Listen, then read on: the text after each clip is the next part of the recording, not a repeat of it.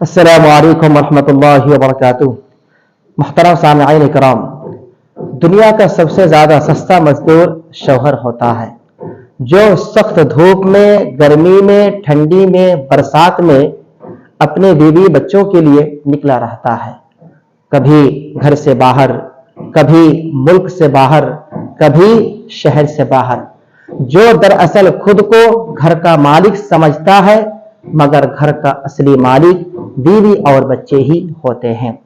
اس لیے میری بہنوں، آپ اپنے شوہر سے کبھی بھی اونچی آواز میں بات نہ کرو، کیونکہ یہی وہ بندہ ہے جو آپ کی روزی روٹی کے لیے، آپ کے چین و سکون کے لیے گھر سے باہر ذلیل ہوتا ہے، گالیاں سنتا ہے، پریشانیاں اٹھاتا ہے، تکلیفیں برداشت کرتا ہے۔